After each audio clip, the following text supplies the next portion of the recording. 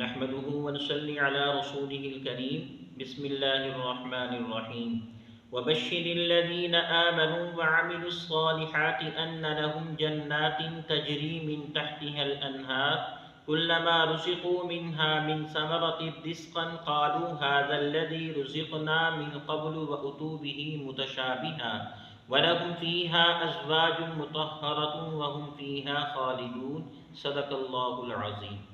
ان آیات کا گزشتہ آیات کے ساتھ تعلق اور ربط یہ ہے کہ گزشتہ آیات کے اندر آپ حضرات کے سامنے یہ بیان کیا گیا تھا کہ جو اللہ کی نافرمانی کرنے والے ہیں، قرآن پاک کو اللہ کا کلام نہیں مانتے، تو اللہ نے ان کے لیے حکم یہ دیا گیا تھا کہ تمہارے لیے ایسی آگ تیار کی گئی ہے کہ جس کا ایندھن انسان ہوں گے اور پتھر ہوں گے، اور وہ کافروں کے لیے تیار کی گئی ہے۔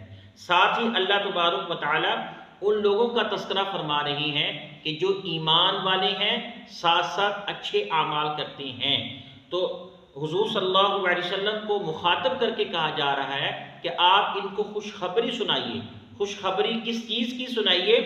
کہ ان لہم جنات تجری من تحتها الانہار، کہ ان کے لیے جنت ہے، باغات ہوں گے کہ ان کے نیچے سے نہریں جاری ہوں گے۔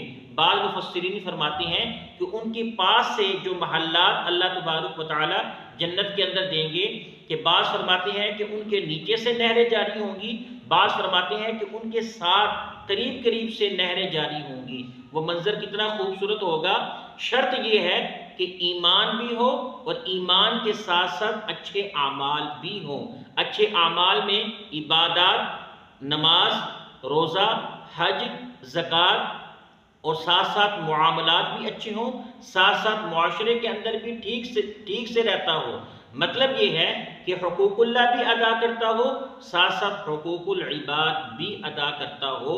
تو ایسے لوگوں کے لیے اللہ فرما رہی ہیں کہ ان کے لیے جنت کے باغات ہیں کہ ان کے نیچے سے نہریں جاری ہوں گی۔ تو اللہ فرماتے ہیں کہ جب ایسے لوگ جنت کے اندر جائیں گے تو ان کے آگے پھل پیش کیے جائیں گے۔ جب ان کے سامنے پھل پیش کیے جائیں گے، بعض مفسرین فرماتے ہیں کہ وہ پھل ایک ہی طرح کے سارے ہوں گی، ان کی شکل و صورت ایک ہی طرح کی ہوگی، لیکن ان کا ذائقہ، ان کی مٹھاس، ان کی لذت الگ الگ ہوگی۔ بعض مفسرین فرماتے ہیں کہ جو دنیا والے جو پھل ہیں یہی ان کے سامنے پیش کیے جائیں گے۔ جب ان کے سامنے پیش کیے جائیں گے تو وہ کہیں گے کہ یہ پھل تو ہمیں پہلے بھی ملے ہیں، یہ پھل تو ہمیں پہلے بھی ملے ہیں، لیکن ان کی لذت، ان کی مٹھاس، ان کی تراوٹ دنیا والی نہیں ہوگی بلکہ جنت والی ہوگی۔ وَأُتُوا بِهِ مُتَشَابِهًا، سارے کے سارے ایک ہی صورت کے ہوں گے۔ اور ساتھ ساتھ اللہ فرما رہی ہیں وَلَهُمْ فِيهَا أَزْوَاجٌ مُطَهَّرَةٌ، کہ اس جنت کے اندر، ان باغات کے اندر پاکیزہ بیویاں بھی ہوں گی، ہر غلاظت سے، نجاست سے پاک بیویاں ہوں گی، نہ ہی ان کو پیشاب پخانہ آتا ہوگا، اور ساتھ ساتھ وہ حیض، استحاضہ اور نفاس کے خون سے بھی پاک ہوں گی۔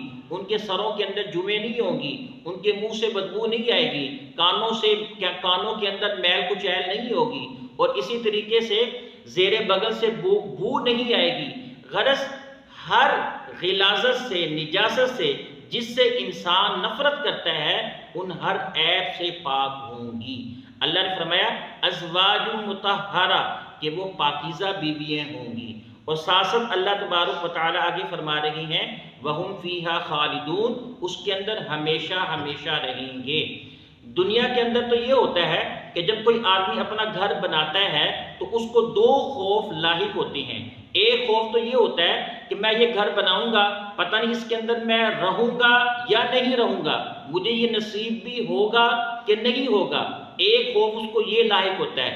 دوسرا خوف اس کا لاحق یہ ہوتا ہے کہیں میرے ساتھ دھوکہ اور فراڈ ہی نہ ہو جائے، کوئی مجھ سے یہ گھر ہی نہ چھین لے، کوئی میرے گھر کے اوپر قبضہ ہی نہ کر لے۔ تو اللہ تبارک و تعالی فرما رہی ہیں کہ جنت کے اندر یہ دو خوف لاحق نہیں ہوں گے۔ وَهُمْ فِيهَا خَالِدُونَ، اس کے اندر وہ ہمیشہ ہمیشہ رہیں گے۔ اللہ تبارک و تعالی سے دعا ہے اللہ مجھے بھی اور آپ کو بھی عمل کرنے کی، ساتھ ساتھ سمجھنے کی توفیق عطا فرمائے۔